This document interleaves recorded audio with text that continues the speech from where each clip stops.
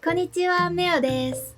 Hello， 大家好，我係 Meo， 歡迎大家嚟到 Meo 24日本語。好多香港人都好鍾意日本，無論係因為鍾意佢嘅文化、偶像、日劇、動漫或者遊戲都好，有好多人都會選擇去學日文。一個語言嘅發展同佢嘅文化係息息相關嘅，而好多語言都係浸出嚟嘅。而我哋學咗一個語言，但又冇乜機會用嘅時候，就會有啲容易去講錯啦。今日我就想同大家一齊嚟睇下日文文化裏面嘅小知識啦，一啲教科書裏面冇講嘅，但係又存在嘅隱藏文化、詞彙用法、使用時講嘅時候要注意嘅地方等等。咁事不宜遲，我哋開始啦 ！Start this。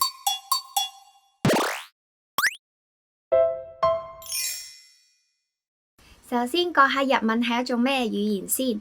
日文係一種縱向發展嘅語言，即係意思佢可能同一個意思會有幾個唔同嘅字嚟到表示尊敬度嘅落差。喺日文裏面，句子越長，代表嘅禮貌度就越高。就好似我哋睇到呢一幅圖咁樣啊，我哋可以簡單咁樣將日文分成三浸，最上面嘅屬於敬語、謙讓語，係一啲商用用語。我哋可能喺工作嘅時候，同我哋嘅客戶或者老細講嘢嘅時候先至會用到嘅。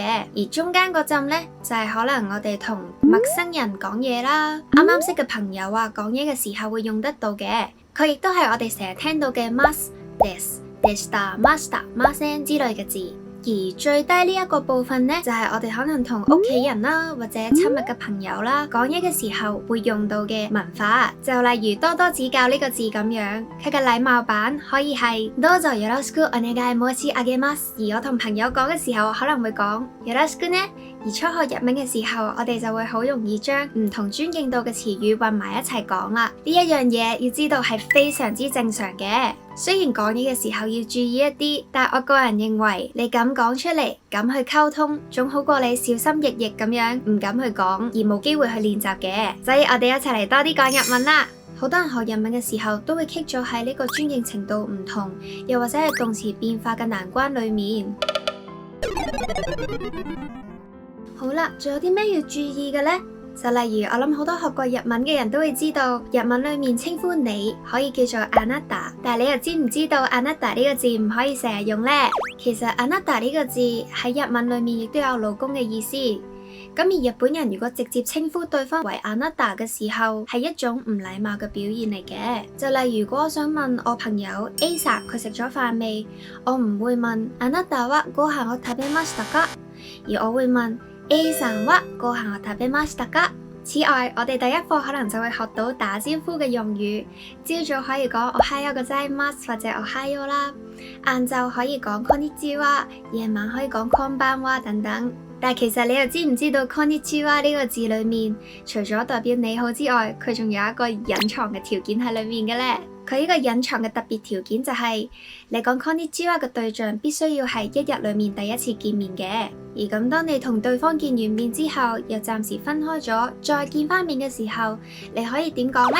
如果係同事或者工作夥伴，你可以同佢講お疲れ様でした。如果係朋友嘅話，你可以問ご飯食べた？又或者同佢講啊，我哋又見面啦，また會ったね。仲有一樣嘢喺教科書裏面好少講，但係我覺得好有用嘅就係手語啦。日本人嘅手語同埋香港人嘅手語有少少分別嘅。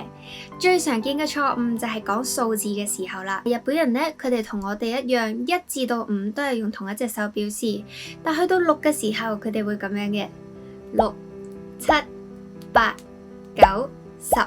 所以有時候如果你同屋企人去旅行，而入到餐廳裏面同侍應講我哋有6個人 6 people 嘅時候呢，佢哋就會聽唔明噶啦，因為對佢哋嚟講呢一個手勢係打電話咁解，佢哋嘅6要記住係咁7、8、9、10。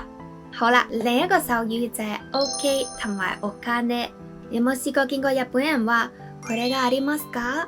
你有冇呢一個啊？咁樣呢，其實呢一個手勢喺日文裏面係解錢咁解。當然，有時候佢哋可能都會用呢一個手勢嚟代表 OK、大丈夫咁解啦。但係好多時候，當佢哋個手勢個圈圈係向住出邊嘅時候，就係代表錢咁解啦。再分享多個有趣嘅手語啦。你哋知唔知呢一個同埋呢一個係咩嚟呢？喺日文裏面，手指尾代表女人又或者係情人咁解，而手指公就代表男人、丈夫咁解。所以有時候你可能會喺日劇嗰度睇到，喂，佢係咪你嘅呢個啊？即係佢係咪你嘅情人啊？佢係咪你嘅女人啊？咁樣啦。唔知大家知道咗呢啲隱藏嘅規則，又或者係唔同嘅手語之後，對於你去日本旅行會唔會有幫助呢？好啦，今日嘅分享就到呢度啦。